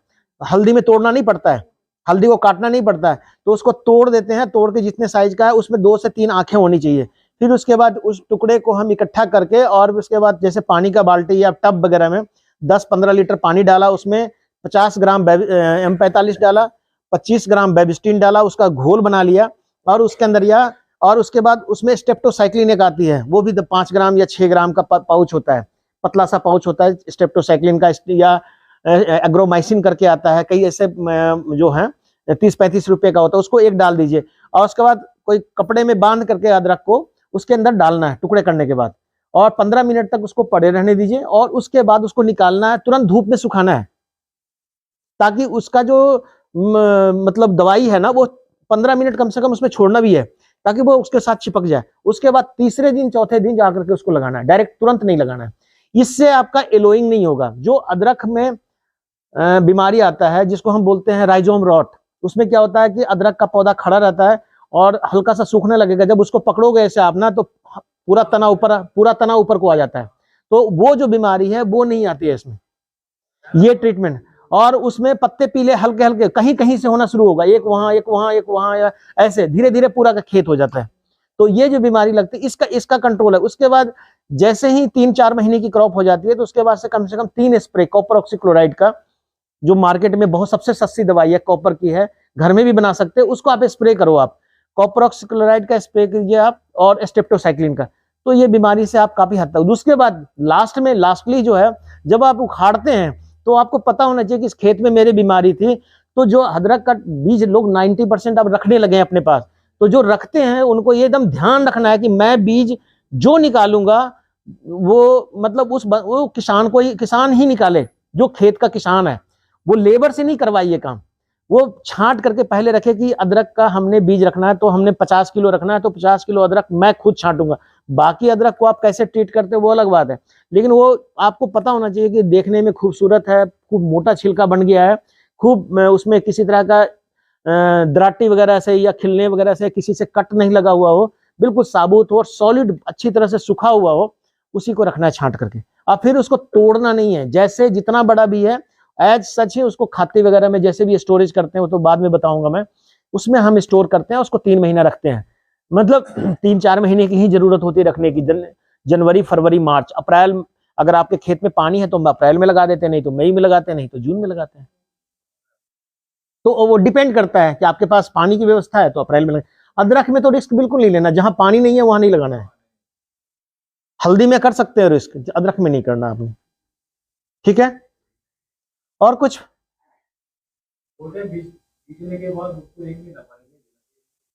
नहीं, हल्दी को क्या है ना, अदरक को क्या है ना, अदरक को उड़ता नहीं है, अदरक को जब उसके लुंगे निकलने लगे, जिसको व्हाइट रंग का निकलने लगता है, तभी उसको लगाना है, ताकि आपको पता लगे कि उसमें आंख निकल रहा है। वो आंखें दिखनी चाहिए आपको सफेद रंग का, 4-4, 5-5 हर गठ। अगर एक किसी गट्ठी में आपको लग रहा है कि एक ही आंख है तो वहां बीजते समय वहां 2 अदरक रखो। फिर उसके बाद हम इसको उठी हुई क्यारी में लगाना चाहिए, आलू की तरह नहीं लगाना है। एक क्यारी बनाना है जो उठी हुई क्यारी, जमीन से उठी हुई, नाली का पानी, नाली नीचे हो और क्यारी ऊपर हो, तो 1 मीटर चौड़ी, 3-4-5 मीटर लंबी, इस तरह की क्यारी बनानी है। उसके बीच में आपने 15-15 सेंटीमीटर पे गड्ढे करके उसमें अदरक को लगाना है, रखना है अदरक के टुकड़े को। रखने के बाद उसके ऊपर गोबर डालनी है। फिर गोबर डालने के बाद उसके ऊपर पूरे में गोबर बिछा देना है, एक लेयर गोबर की खाद बिछाने के बाद उसके ऊपर आपने पत्ते की खाद डालनी, पत्ता डालना है, वो पत्ते इकट्ठे करके रखने हैं आपने मल्च के लिए, और रख करके उसके ऊपर फिर हल्का सा मिट्टी डालना है ताकि वो पत्ते उड़े नहीं। या अगर आपके पास गोबर ज्यादा है, गोबर की खाद ज्यादा है, तो उस पत्ते को ढकने के लिए गोबर भी यूज कर सकते हो आप, हल्का हल्का करके फैला दिया ताकि वो पत्ते वहां सेटल रहे। लेकिन इसमें चील के पत्ते से ज्यादा फायदा आम ओम के जितने भी होते हैं ना, और पत्ते चौड़े पत्ते वाले, वो ज्यादा फायदा करता है। इतना मोटा लेयर बनना चाहिए ताकि वो 6 महीने में गलते गलते यहाँ पहुंच जाए। फिर उसके बाद उसमें पानी नहीं लगाना पड़ेगा, सूखेगा नहीं, बीमारी नहीं लगेगी, और अदरक आपका ऐसे बनेगा। और अगर आप मेड़ में लगाना चाहते हैं तो आलू की तरह मेड़ नहीं लगना है, आलू से दुगना चौड़ा मेड़ बनना चाहिए। अदरक ऐसे नहीं बैठता है, अदरक ऐसे होता है। तो आप सोच लो ना, अदरक को हमने बीच में डाला और मेड़ होता है ऐसे, ऐसे होता है ना आलू का, तो इसके बीच में अदरक नहीं होगा ठीक, जब तक इतना चौड़ा मेड़ नहीं बना होगा। ऊपर का भाग चौड़ा होना चाहिए। तो उससे बेटर है कि जो मैंने टेक्निक बताया वो सबसे बेस्ट है अदरक लगाने के लिए। और कुछ डालो, कोई ज्यादा नहीं, 10 से 12 किलोग्राम कनाल का बहुत है। यूरिया मत डालो अभी आप ना, 12% यूरिया होता है इसमें, जरूरत नहीं पड़ती है। मैंने बोल रहा हूं ना, पत्ता जो खाद है ना, इसमें जो मल्च है ना, जो मल्च है इसका सभी खाद का सब्स्टिट्यूट है। जो अदरक लगाता है उसको पता है कि मैंने पूरे साल में एक ही फसल लेनी है, और एक फसल लेने के लिए वो 3 महीना टाइम लगाता है। इसी समय पत्ते गिरते हैं, सर्दियों में गिरते हैं ना पत्ते, इसी समय वो पूरा परिवार के साथ पत्तों को इकट्ठा करके बोरियों में भर के ये वो करके जैसे भी हो कहीं पे इकट्ठा करके रखता है। वो किसान को पता है कि मुझे क्या करना है। अगर प्रोफेशनली लगा, अगर आप ओपन में लगा दोगे ना अदरक, कि हम मेहनत करोगे सब कुछ करना, वो फिर फायदा नहीं करेगा। वो अदरक नहीं मिलेगा जो आप अदरक बाजार में से लाते हो, मोटा मोटा जैसे होता है ना, देखा है ना आपने, सॉलिड, वो तभी बनेगा। और पूरा प्रोडक्शन लेना है तो मैंने बोला 9 महीने की क्रॉप है, 9 महीने तक उसको जमीन में रखना है। तो आप खुद ही सोच लो कि अगर अप्रैल में नहीं लगाया तो हमारे को थोड़ा 5-5, 10-10% का लॉस होता शुरू हो जाएगा टाइमिंग के अनुसार। ठीक है, और कुछ पूछना चाहते हो आप लोग?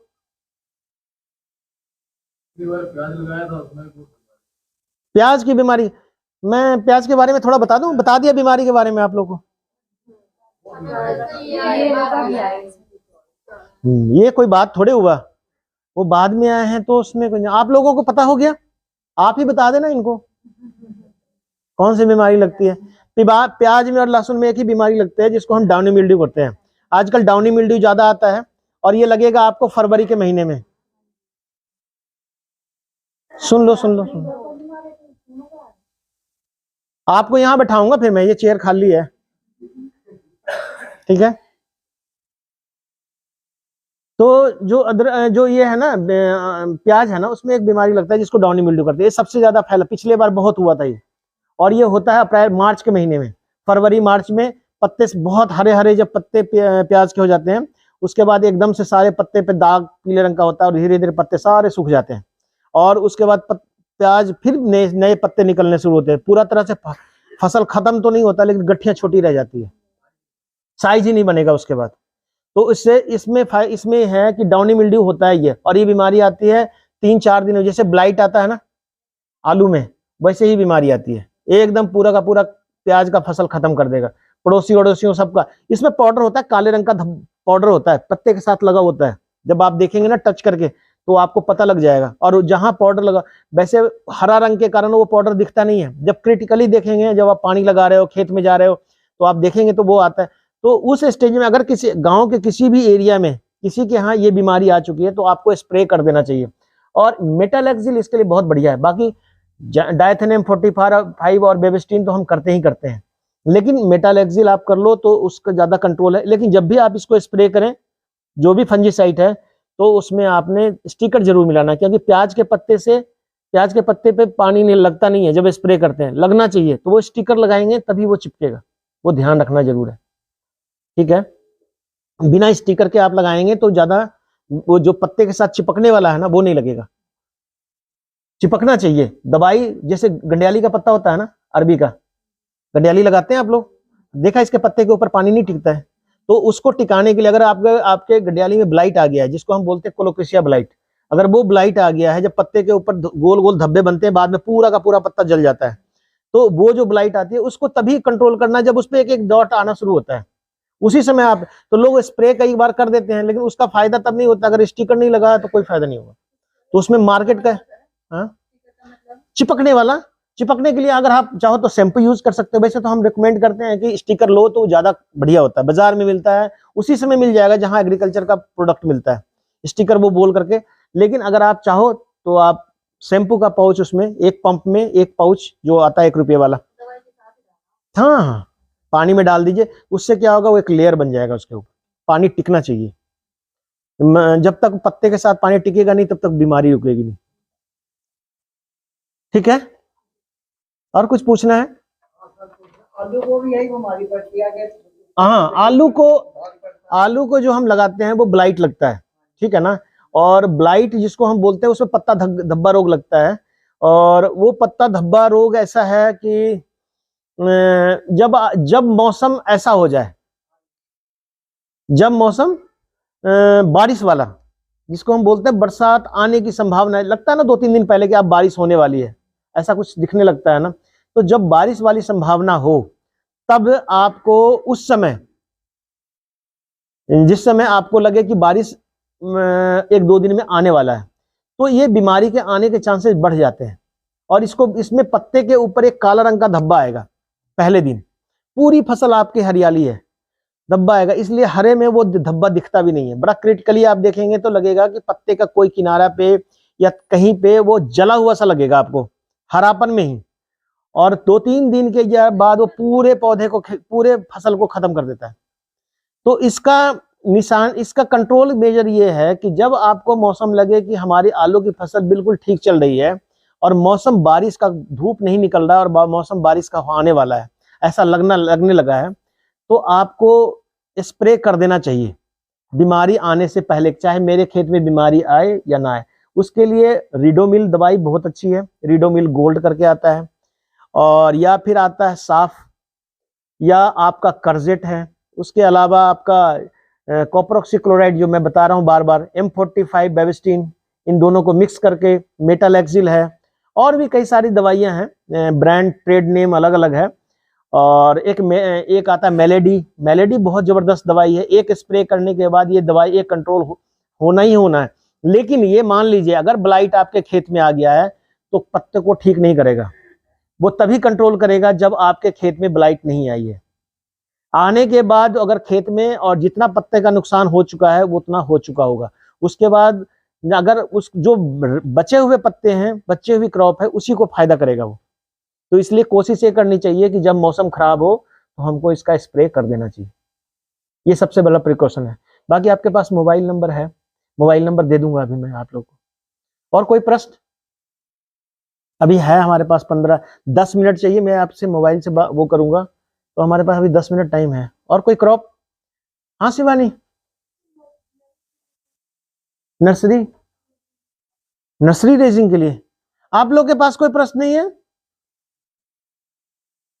कोई बात नहीं। कोई भी फसल हमें बदल बदल के खेत में लगानी चाहिए। देखिए ऐसे भी कहा जाता है ना, बदल बदल के क्रॉप रोटेशन उसी के लिए कहा जाता था, फसल चक्र अपनाना। कि खेत हमारी जो मिट्टी है ना, हमारी खेत की मिट्टी, हम एक ही फसल लगाएंगे तो क्या होगा? एक ही फसल लगाएंगे, मान लिया जाए हम जो भी फसल, एक ट्रेडिशनल हमने लगा लिया कि हमने कनक लगाना है, फिर मक्की लगाना है, कनक लगाना है, मक्की लगाना है, ये चला हुआ है, तो क्या होगा? जितनी गहराई की मिट्टी को में कनक को चाहिए उतने ही से वो क्या करेगा? न्यूट्रिएंट, पोषक तत्व को लेता रहेगा, उतनी ही गहराई से, ठीक है ना। उसके ना नीचे वाली मिट्टी को उसको जरूरत है, ना ऊपर वाले को, तो मिट्टी में न्यूट्रिएंट का रिसाइकलिंग नहीं होगा। उस लेयर का जो मिट्टी होगा उसमें न्यूट्रिएंट की कमी हो जाएगी, पोषक तत्व की। तो हम कहते हैं कि दोनों तरह की फसलें, गहरी जड़ वाली भी लगाओ, पतले छोटे जड़ वाली भी लगाओ। क्रॉप रोटेशन में कई तरह का रोटेशन होता है। एक तो फसल चक्र है, जो फसल से ही हम चक्र करते हैं। कि मान लें हमने कनक लगाया, 1 साल का क्रॉप रोटेशन अगर आपने रखना है, तो जैसे मान लें मक्की लगाया, मक्की लगाने के बाद कनक लगाया, लेकिन हम कहते हैं कि आप उन दोनों के बीच में भी क्रॉप आती है। जैसे आपका कनक लग गया, कनक खत्म हो गया, कनक के बाद आपका मक्की के बीच में 2-3 महीने का टाइम होता है, 2 महीने 2.5 महीने का। उस बीच में आप छोटी क्रॉप ले सकते हो, जैसे कोई वेजिटेबल ले लो, कोई सब्जी ले लो, आप पालक लगा लो, धनिया लगा लो, उसमें गर्मियों में लग जाता है। कई लोग घिया डानी वगैरह लगा लेते हैं, बैंगन लगा लेते हैं, मिर्च लगा लेते हैं, भिंडी लगा लेते हैं, और उसके बाद मक्की आप लगा सकते हो। दूसरा है कि मक्की कटने के बाद आप फिर क्या करोगे? मक्की तो आपका सितंबर में कट जाएगा, तो उसके बाद आप तोरिया लगा सकते हो, चना लगा सकते हो, है ना। फिर आपका कनक का टाइम आएगा दिसंबर। तो मतलब आपको, या बहुत सारे वेजिटेबल्स हैं उसके बीच में आप लगा सकते हो। आपको ध्यान रखना है, क्रॉप रोटेशन हमारे लिए जरूरी, किसान के खेत के लिए जरूरी, हमारे लिए जरूरी नहीं है। उस खेत की उर्वरा शक्ति को, इसकी जो उपजाऊपन को बनाए रखना ही एग्रीकल्चर है। वो क्रॉप रोटेशन बहुत जरूरी है। एक ही चीज खाएंगे तो आपको बीमारी हो जाएगी। तभी तो बोलते हैं, डॉक्टर बोलता है, जितने वेजिटेबल आप देखते हो ना, आप कभी दुकान पे खड़े होते हो तो आपको कभी रंग देखना, सफेद रंग का लहसुन होगा, है ना, हरे रंग का पालक होगा, धनिया होगा, मेथी होगा, है ना, पर्पल रंग का बैंगन होगा, लाल रंग का टमाटर होगा, लाल गाजर होगा, है ना, दोनों में लाल अलग अलग होगा। तो आप कभी सफेद रंग की गोभी होगी, है ना। तो ये सारे कलर हम ये सोच के खाते हैं कि हमको ये सब्जी अच्छी लगती है, लेकिन रोटेशन जरूर रखना चाहिए। कभी किसी दिन आलू बना लिया, बैंगन उससे क्या होता है, हर वेजिटेबल्स में अलग अलग तरह के न्यूट्रिएंट हैं, वो हमारे लिए जरूरी है। आप सेब खाते रहो ना, बीमारी हो जाएगी आपको, किसी भी चीज की। आपको बाकी बीमारी एप्पल से नहीं होगा, बाकी न्यूट्रिएंट की कमी हो जाएगी आपके शरीर में। तो वो चीज पूरा करने के लिए आप क्या सोचते हैं कि पौधा को जो हम लगाते हैं, तो सिर्फ पौधा लेता ही है, हमारे को देता नहीं है। जमीन को बहुत कुछ दे के जाता है वो, जो हवा से बहुत कुछ चीजें ऐसी है जो अपने पत्ते गिराता है, या जो भी कुछ है वो बहुत कुछ जमीन को देता भी है। तो जब डिफरेंट फसल लगाएंगे तो डेफिनेटली है कि वो आपके खेत को उपजाऊ, मेन मकसद होता है कि खेत बंजर नहीं बनना चाहिए, और नहीं बंजर बनने के लिए आपको क्रॉप रोटेशन करना जरूरी है। क्रॉप रोटेशन करेंगे तो बीमारी कम आएगी, कीड़े कम लगेंगे। क्रॉप रोटेशन का लिए ये भी होता है सिंगल क्रॉप ही लगा हुआ है, जैसे कनक कनक ही लगा होता है, पीला रतुआ हो गया, जिसको हम जो हमारे देखा होगा पीले रंग का जो रतुआ होता है ना, तो वो पूरे खेतों में फैल जाता है। अगर बीच में कोई दूसरी फसल लगी उसका बच जाता है। वैरायटी में भी क्रॉप रोटेशन होता है। हर बार 349 ही नहीं लगाना, 400 जो भी वैरायटी आप लगाते हो, तो वैरायटी में भी क्रॉप रोटेशन होता है। वैरायटी से भी कि यही वैरायटी हमने बांध लिया कि बासमती लगानी है तो हर बार बासमती नहीं लगानी है, उसका भी रोटेशन रखना है। तो क्रॉप रोटेशन हमारे लिए भी जरूरी है, फील्ड के लिए भी जरूरी है, क्लाइमेट के अनुसार भी जरूरी है, बीमारी ना आने के लिए, बहुत सारी चीजों को का एक कहते हैं ना कि एक नट सेल में कि हमें क्रॉप रोटेशन करना चाहिए हर हालत में। क्रॉप रोटेशन अब ये डिपेंड करता है कि मैं 1 साल का क्रॉप रोटेशन फॉलो करता हूँ, 2 साल का फॉलो करता हूँ या 3 साल का फॉलो करता हूँ। जैसे आपने एक बना लिया पैटर्न, बहुत लोग करते हैं कि इस बार यहाँ गोभी लगाएंगे, अगले बार नहीं लगाएंगे, ये बहुत लोग करते हैं।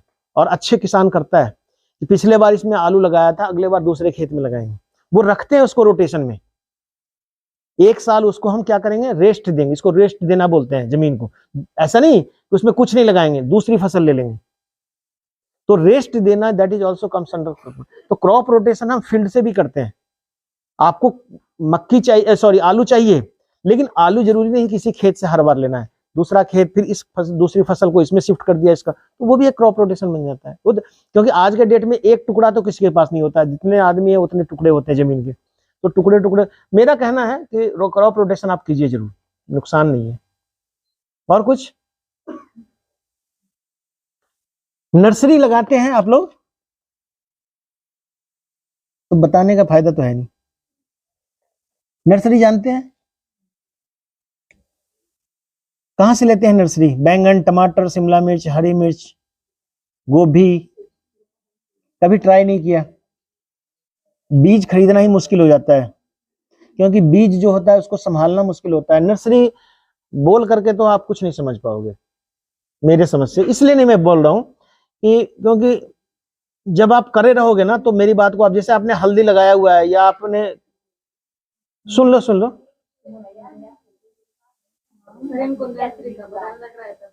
अच्छा नर्सरी समझ नहीं रहे, पनीरी जिसको बोलते हैं, पनीरी। तो मेरे से पूछ लो, पीछे जाने की जरूरत क्या था, मेरे से पूछ लीजिए, मैं तो बताने के लिए आपके पास खड़ा हूं। हाँ पनीरी, जिसको पनीरी बोलते हैं ना आप लोग, पनीरी आप लोग बाई डिफॉल्ट भी तैयार करते हो। आप घर में देखते हो ना, कभी कभी जहां गोबर फेंकते हो कोई पौधा उग जाता है, वही पनीरी हो गया। आपने देखा धान मक्की को मक्की लगाते हो आप, मक्की लगाते हैं, गुड़ाई करने जाते हैं पक्का, तो गुड़ाई करते हैं तो कभी कभी एक ही जगह पे 2-2 मक्की जम जाता है, तो क्या करते हो आप? हाँ निकाल देते हैं। कई लोग उसको उखाड़ के दूसरी जगह लगा भी देते हैं, करते हैं कितने लोग करते हैं? बहुत लोग करते हैं। और कभी देखा है कि उसका रिजल्ट क्या हुआ? कभी रिजल्ट देखा है कि उसका क्या हुआ? उतना अच्छा नहीं हुआ है ना। लगाया उसका जो है वो कामयाब नहीं होता। हाँ एक तो उन्होंने सही बात बोला, दोबारा लगाया हुआ मक्की कामयाब नहीं होता है। लेकिन धान को उखाड़ते जरूर हैं कि बिना उखाड़े लगा देते हैं, उखाड़ते हैं ना, और जबरदस्ती उखाड़ते हैं, पकड़ के उखाड़ते हैं, फिर धोते भी हैं उसको, धोते हैं ना पानी में, फिर उसको जाके दूसरे खेत में 2 दिन रखने के बाद भी जाके लगाते हैं, और फिर लग जाता है कि नहीं लगता है। कनक में भी ऐसा करते हैं। कनक को कभी उखाड़ के देखा? उखाड़ के लगा करके देखा? क्यों नहीं लगता है? क्यों नहीं लगता है? तो हम नर्सरी सिंपल है, नर्सरी हम उसी की लगाते हैं जिसके जड़ को काटने के बाद, जिसका जड़ टूटने के बाद अगर हम उसको लगाएं तो उसमें दूसरी नई जड़ बन जाए, उसी की हम नर्सरी लगाते हैं। तो ये आपको पहले पता होना चाहिए कि किसकी नर्सरी लगेगी, किसकी नर्सरी नहीं लगेगी। जैसे हम सिंपल कहते हैं, हम हेयर कटिंग करवाते हैं, जाते हैं उसको पैसा देते हैं बार्बर को, नाई को, है ना, कि मेरा हेयर को कट करो। कोई चिखता चिल्लाता है नहीं, लेकिन बाल में ऐसा थोड़े है कि वो मर गया है, आपके शरीर से लगा हुआ है वो। लेकिन टेक इट गारंटी है कि 15 दिन के बाद फिर वो उतने बड़े हो जाएंगे। इसका मतलब है कि वो बढ़ तो रहा है, हम इसे कैसे बोलते हैं कि मुर्दा लेके टहल रहे हैं, ये ऐसा तो नहीं हो सकता है, जान तो है इसमें। तो इसका मतलब है कि कुछ ऐसे भाग भी होते हैं आदमी के शरीर में जो मुर्दा नहीं होता है, मरता नहीं है ना। तेल वाला प्रचार देता है तो देखते हैं, वो दिखाता है कि इधर रूट से इधर जाएगा तो आपका हेयर इतना बड़ा हो जाएगा, है ना, काले हो जाएंगे, दिखाता है ना। उसके अंदर से वो सब अपना अपना प्रचार करता है, तो देखते हो ना आप, उसमें से ऐसा दिखाता थोड़े कि यहीं पर लगेगा और यहीं से बढ़ेगा, सिर्फ वो पूरा दिखाता है ऐसे हेयर्स का माइक्रोस्कोप से ऐसे बढ़ता है। इट मीन्स कुछ ऐसे भी सेल्स होते हैं, कुछ ऐसे भी होते हैं जिसको टूटने से कोई फर्क नहीं पड़ता। तो ऐसे बहुत सारे वेजिटेबल्स हैं जिनकी जड़ों में रीजनरेशन का कैपेसिटी होता है। उसके जड़ जब टूटते हैं तो 24 घंटे के अंदर वो नई जड़ें बन जाती है। उसमें हमारे सब्जियों में कौन कौन से हैं, वो सारी सब्जियां, जैसे आपका टमाटर है, बैंगन है, शिमला मिर्च है, हरी मिर्च है, फूल गोभी है, बंधा गोभी है, ब्रोकली है, गठ गोभी है, ये सारी जो वेजिटेबल्स हैं इसको हम क्या करते हैं, नर्सरी देते हैं और फिर हम इसको पनीरी जिसको बोलते हैं, और फिर हम इसको उखाड़ के जहां खेत में लगाना है वहां लगाते हैं। दूसरा कारण क्या है, हम इसकी नर्सरी क्यों देते हैं? क्या हम खेत में सीधे लगा देंगे तो टमाटर नहीं लगेगा? क्यों नहीं लगेगा, लगेगा। आपने देखा कई बार टमाटर खा करके हम फेंक देते हैं, या है ना, तो उसका बीज कभी कभी जम जाता है और वो अगर उसको थोड़ा सहारा दे दो तो बहुत बड़ा हो जाता है और टमाटर भी लग जाता है उसमें। तो इसका मतलब हम खेत में लगा तो सकते हैं, डायरेक्टली भी लगा सकते हैं, लेकिन लगाते क्यों नहीं है? क्योंकि जो बीज की मात्रा लगती है, बीज की मात्रा समझ रहे हो आप? अब हम कहें कि 10 ग्राम बीज 5 ग्राम या 6 ग्राम रख लो आप, 6 ग्राम बीज आपने एक कनाल में लगाना है, आपको दे दिया जाए 6 ग्राम, समझते हो ग्राम? आप सोने के हिसाब से तुलना करो कि 1 ग्राम कितना होता होगा।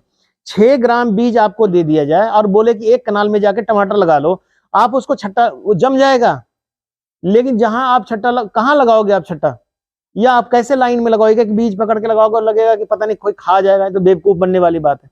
लेकिन जब आप उसको नर्सरी ब्लॉक में उसी मिट्टी में लगाते हैं, नर्सरी बना करके, क्यारी बना करके, तो उसमें से पौधे निकलते हैं और फिर इसको हम बेरहमी से उखाड़ के ले जाते हैं, खेत में लगाते हैं, फिर पूरी हरियाली, फिर उससे पैसा ही पैसा होता है। इट मीन्स हमारे पास जिसकी बीज कम लगते हैं उसको हम कोशिश करते हैं उसको पहले नर्सरी में पैदा किया जाए, जिसकी बीज की मात्रा कम होती है। और बाकी जितने भी पौधे हैं, जैसे खीरा है, करेला है, घिया है, डानी है, कद्दू है, भिंडी है, मटर है ना, पालक है, धनिया है, मेथी है, सरसों है, इसको हम क्या करते हैं, डायरेक्ट लगाते हैं, है ना, इसकी नर्सरी नहीं तैयार करते हैं। अगर हम करना भी चाहें तो हम करते हैं, जैसे हम किसकी करते हैं नर्सरी,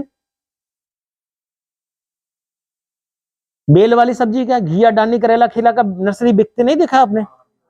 हाँ, फिर आप तो बोल सकते थे कि उसकी नर्सरी क्यों तैयार करते हैं, तो आपने देखा होगा वो खाड़ के नहीं देता है, वो लिफाफे में देता है, वो एक पैकेट में होता है, कोई ना छोटा कप में होगा, लिफाफे में होगा। तो जब हम इसके अंदर बिजाई करते हैं तो इसकी पूरी की पूरी जड़ जो है उसी के अंदर पैक होता है, और जब हम इसको लगाने के लिए भेजते हैं तो इसके बाद इसको कट कर देते हैं लिफाफे को, और एज सच उसमें गड्ढे में पहले रख देते हैं। तो दिस इज द थिंग कि अल्टीमेटली हमारा गोल क्या है कि जड़ें नहीं टूटनी चाहिए। इनकी जड़, अगर एक भी जड़ टूटेगा तो प्रोडक्शन पे इफेक्ट पड़ेगा, इसलिए एक भी सिंगल जड़ नहीं टूटना चाहिए। ये जितने भी सब्जी बताए, मटर को भी, आप भिंडी को हम लगाते हैं नर्सरी में, उसमें कप में, और उसको सर्दियों में जैसे दिसंबर जनवरी में लगा दो इसको, और अगर बहुत अच्छा टेम्परेचर दे दोगे तो इसके छोटे छोटे पौधे बन जाएंगे। और जैसे फरवरी का महीना थोड़ा गर्म हो जाएगा, आप 50 भिंडी के पौधे लगा दो, आप जब तक लोग सोचेंगे लगाने के लिए तब तक आपकी फ्रूटिंग आनी शुरू हो जाएगी। तो अर्ली के लिए हम ये काम करते हैं। तो नर्सरी लगाना हमारे लिए उन्हीं पौधों का है कि जिन पौधों को, और दूसरा नर्सरी के लिए हमें पहले से प्रिपेयर रहना पड़ता है। आप ये सोचोगे कि मैंने टमाटर, अभी आप जैसे सपोज अभी कौन सा महीना है, दिसंबर का, आपको पता है कि मैंने टमाटर लगाना है, तो टमाटर लगाने के लिए आपके दिमाग में होना चाहिए कि मैंने टमाटर लगाना है मार्च के महीने में, मार्च में या फरवरी 15 को हमने टमाटर खेत में लगा देना है। तो आपको 1 महीना पहले टमाटर की नर्सरी तैयार करनी पड़ेगी। तो आपको पहले से अलर्ट रहना पड़ेगा कि मेरे को नर्सरी चाहिए, नहीं तो जब आप लगाने का टाइम आएगा तब बीज खरीद के लाओगे तो आप लेट हो जाओगे। तो नर्सरी एक अलग तजुर्बा है। नर्सरी हम किसी भी कारण से, जिस भी कारण से करते हैं, नर्सरी हम लगाते हैं, ये उद्योग भी है। अगर आप इसको नर्सरी का काम सीखते हो, यहाँ नर्सरी की भी हमारी ट्रेनिंग होती है, तो आप इसको एज ए बिजनेस भी एक जो सब्जी बेचने वाला होता है ना, पनीरी बेचता है, आप जाओगे बस अड्डे पे उन्ना पालमपुर में ना, तो पनीरी टोकरी में लेकर के बेचते रहते हैं। आपके तरफ भी होते होंगे जो पनीरी घी या सॉरी टमाटर, बैंगन, शिमला मिर्च, गोभी वगैरह के पनीरी बेचने। आप जानते हो वो कितना कमाता है? कोई रोज सरकार को टैक्स नहीं देता, सड़क पे कोई दुकानें नहीं खरीदता है वो, और पता है एक एक दिन में 2-2, 2.5, 3-3 हजार के पनीरी बेच के जाता है वो। आपको तो लगता है कि मैंने 10 रुपया का खरीदा है ना, और वो कहाँ से, वो बीज कौन सा लाता है? मिर्च का, जो बाजार में जो दुकानों में मिर्च होता है ना, जो बोरे से सब मिर्च बिक जाती है, तो दुकानदार से खरीद लेता है वो बीज, और उसी बीज को वो लगा देता है, और उसकी पनीरी आपको बेचता है 10-10 रुपए का। तो दिन भर में वो 2-2.5 हजार की दिहाड़ी लगा के जाता है वो। आप मत सोचना कि वो 500 रुपए की दिहाड़ी लगाता है वो टोकरी में बैठा हुआ। मैं तो एक बार प्रैक्टिकल इसको किया हूँ, उन्ना में एक बस अड्डे के पास एक फार्मर, एक एग्जैक्टली मैं अपने मतलब जब हमारा नर्सरी था वहां पे, तो मैं उसको बैठाता था वहां जाकर के, बैठ करके तू एक बार पनीरी लेकर के जा। हमने पनीरी ले जा करके बैठा करके उसको बोला कि आज यहाँ पर बेचना, ठीक है ना। हमारी नर्सरी KVK में हो जाता था, कृषि विज्ञान केंद्र में, तो 4-4, 5-5 हजार तक की नर्सरी एक एक दिन में मैंने बिकवाया हुआ है। तो हम तो सोचते हैं 10-10 रुपए की नर्सरी तो दिन भर में कितना 200-400 रुपए का बिकता होगा, ऐसा नहीं है। ये एक बिजनेस है, अगर आप प्रोफेशनली इसको करो तो इसमें क्या है, दोनों तजुर्बा, ये अच्छी खासी नौकरी दे सकता है। आप 10 कनाल एरिया में भी नर्सरी करोगे ना आप, तो 10 गांव को ही पूरा कर सकते हो आप, ये भी जान लो आप। ये भी नहीं आप सोच लो कि आप पूरे इलाका को कवर कर लोगे, 10, 15, 20 पंचायत उसको कवर कर सकते हो, उससे ज्यादा नहीं कर सकते आप। अगर 10 कनाल में आप नर्सरी जिसको बोलते हैं प्रोफेशनली अगर आप लगाते हो, ठीक है। और कुछ प्रश्न करें बंद?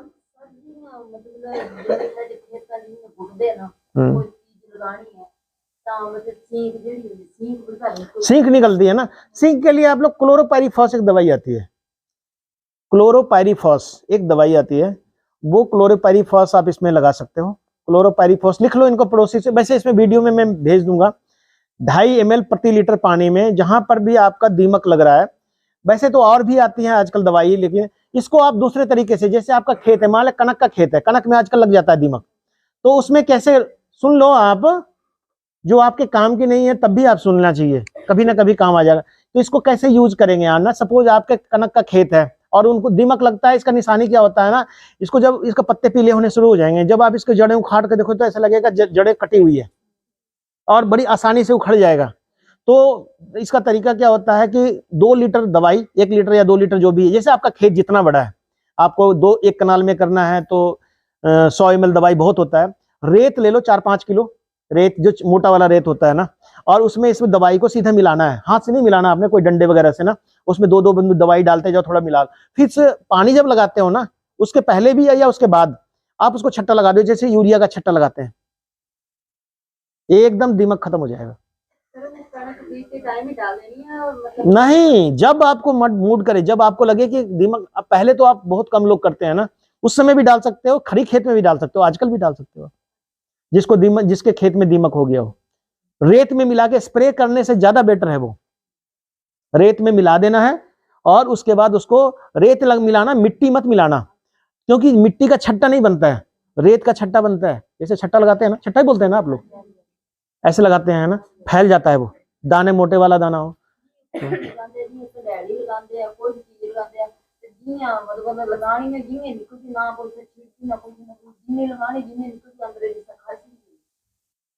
दीमक ना, तो वो जब आप गंडियाली वगैरह लगाते हो ना, तो ये रेत वाला थोड़ा सा मैंने बनाया ना, उसको पहले डाल दो उसके अंदर, थोड़ा जैसे गड्ढा करके लगाते हो ना आप, गंडियाली का तो टुकड़ा लगता है, तो जहां पर आप खोदते हो उसमें थोड़ा सा, जैसे डब्बे में लेके चले ना तसली में, तो जितना आप लगाते हो उसमें थोड़ा थोड़ा उसको डाल दो। 3 महीना काम करता है, 3-4 महीना, उसके बाद जरूरत भी नहीं पड़ेगी आपको।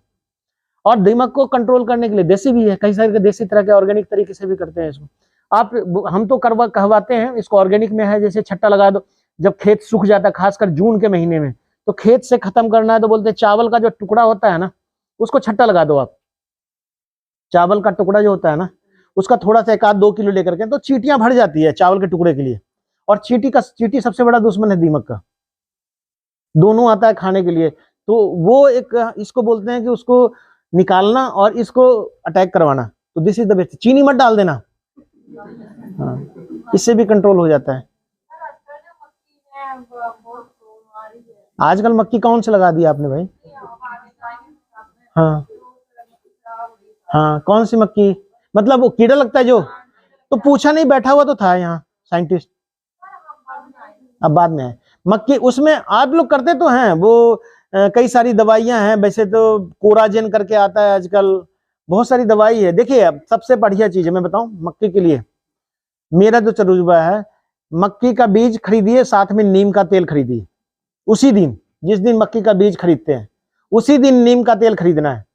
और जिस दिन नीम का मक्की जब लगाते हो आप, उसी समय मक्की को लगा दीजिए। मक्की जैसे ही निकलने लगता है, लाइन में लगाते हैं आप लोग, जैसे ही निकलने लगता है, पहला पत्ता आने लगता है गोल टाइप से, है ना, देखा ना, उसी समय पहला स्प्रे करना है नीम का। 1 लीटर पानी में 5 ml दवाई मिलानी है और इसको स्प्रे कर देना। स्प्रे पूरे खेत में नहीं करना, बस लाइनों में चलते जाओ, ताकि आपको आधा पंप में 1 कनाल हो जाएगा, ठीक है। उसके बाद जब उसके पत्ते 2 निकल जाते हैं, है ना, 2 या 3, उसके बाद 1 स्प्रे तब करनी है, 15-20 दिन के बाद आएगा।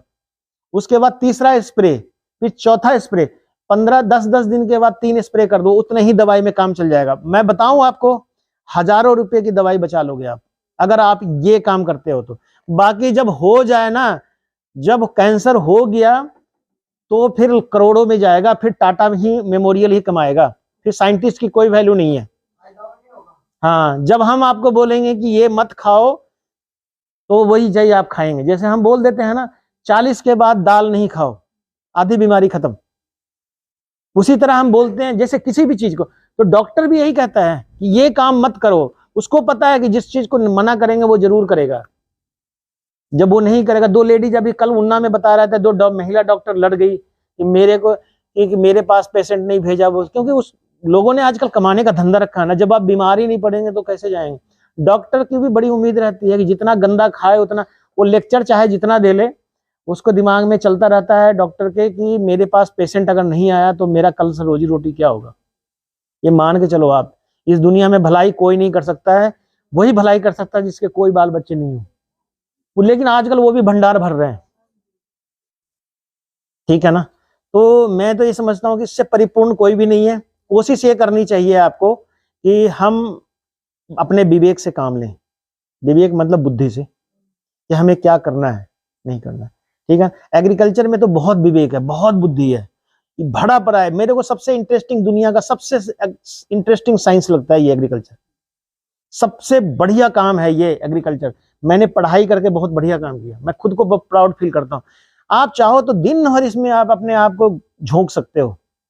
एक गमला लगाओ, उसमें पौधे लगाओ, उसको देखो, उसमें पानी डालो, उसमें खेती करो, उसको धनिया लगाओ, थोड़ा पालक लगाओ, कितना मजा आता है। बाकियों को लाइक सब शून्य है, चाहे वकील हो, डॉक्टर हो, ये हो वो हो, कोई लाइफ है? फायदा के लिए नहीं करना। फायदा के लिए तो आप सबसे पहला काम तो हम यही नहीं करते हैं कि अपने बच्चे पैदा करते हैं फायदे के लिए, करते हैं समाज के लिए करते हैं कि मेरे को ये नहीं बोले कि इसके पास इस आदमी का बच्चा नहीं है।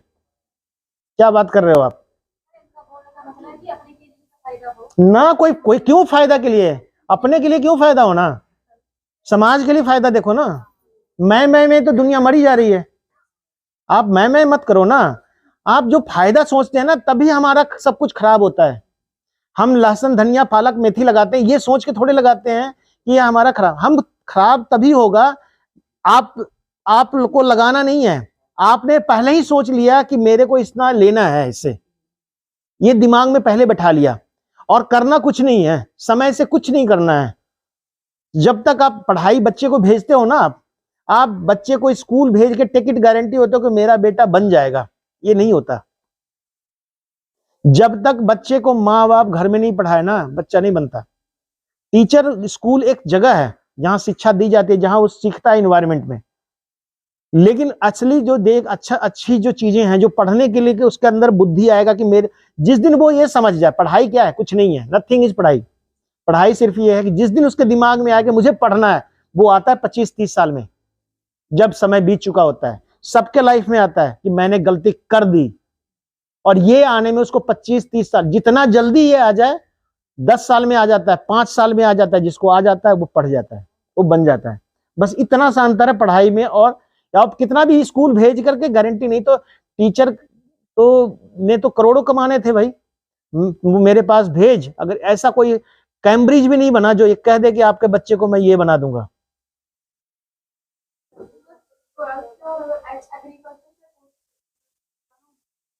यहाँ अभी एडमिशन तो हो ही रहा है, अब तो 12th के बाद करवा सकते हो, आईसीआर का निकलता है, उसमें आप एडमिशन करवा सकते हो आईसीआर के थ्रू। आप तो ऑल इंडिया लेवल पे एग्जाम होते हैं, यहाँ पे अब खाली हिमाचल के बच्चे नहीं, यहाँ पर अब सारे बच्चे भर गए हैं, बाहर से भी आए हुए हैं। पहले हिमाचल वालों को प्रेफरेंस था, अभी हिमाचल अपना एग्जाम यूनिवर्सिटी ले ही नहीं रही है, आईसीआर को दे दी, पूरे ऑल इंडिया से बच्चे आ रहे हैं। क्वालिटी के बच्चे होंगे डेफिनेटली, है कि कंपटीशन से आएंगे तो क्वालिटी के बच्चे होंगे। टेस्ट क्वालिफाई करना पड़ेगा। पेड सीट भी होता है, कम नंबर आ गए तो पेड सीट पे भी हो जाता है। बड़ी अच्छी बात है, महिलाओं को देखो, ये जागरूकता बहुत अच्छी चीज है। आज के जमाने में जागरूकता बहुत कम होती है, महिलाएं ही सोचती है अपने बच्चे को कहाँ पहुंचाना। बाप कभी नहीं पूछने जाएगा, पैसा खर्च करेगा, हम भी बाप हैं, लेकिन एक्चुअल में रियल में है, दिस इज द फैक्ट। अगर लेडी चाह लेना तो उनका बच्चा कभी भी अनपढ़ नहीं रह सकता, ये सच है, ये बिल्कुल ही सच है। जिसने भी, और ये बहुत पहले लिखी गई थी कि महिलाओं को शिक्षित साक्षर, जिस देश में महिलाएं साक्षर हो जाएगी उस देश में पुरुष मतलब वो रह ही नहीं सकता है। साक्षर, आजकल साक्षरता नौकरी से नहीं जोड़ो आप, बहुत फील्ड है सर। कल मैं देख रहा था कि पॉलिटिकल बात नहीं है, मोदी जी किसी बुलाए हुए थे जो आजकल स्टार्टअप शुरू करते हैं, तो उससे कॉल कर रहे थे। आईआईटी किए हुए बच्चे, they are not want to get a job, उनको नहीं इंटरेस्ट है कि सरकारी नौकरी करें। सरकारी नौकरी एक बंधन है, वो कहते हैं हमें खुला चाहिए, हमें बहुत काम करना है, ऐसी ऐसी चीजें बनाने के लिए सोच रहे हैं। वो कब ऐसे ऐसी चीजों के लिए स्टार्टअप कर रहे हैं जिसके बारे में हम सोच नहीं सकते। बोलते हैं कि हम नौकरी देने वाले बनना चाहते हैं। एक बांग्लादेश से आया था, वो भी बोल रहा था हम चाहते हैं नौकरी लेने वालों की कैटेगरी में हम खड़े ना रहें। हम एक दुकान खोलता है तो सबसे पहला 5 आदमी को नौकरी दे देता है, वो तो बहुत बड़ा भलाई का काम करता है। दुकान तो एक खुलती है लेकिन 5 लोग उसके यहाँ नौकरी लग जाते हैं, चाहे वो 10-10 हज़ार की ही नौकरी क्यों ना देता हो, लेकिन 5 घर पलना शुरू हो जाता है। This is the best thing. सरकारी नौकरी में आप नहीं किसी का भलाई कर सकते, और आने वाले समय में तो बिल्कुल नहीं कर सकते। लेकिन प्राइवेट में अगर आप कोई भी एक छोटा काम करते हैं, आप किसान है ना, महीने का साल का 25 ही लेबर रखते होंगे, जब जरूरत होती होगी 25 घर में 25 दिन का चूल्हा तो आप जलवा ही देते हैं, तो आप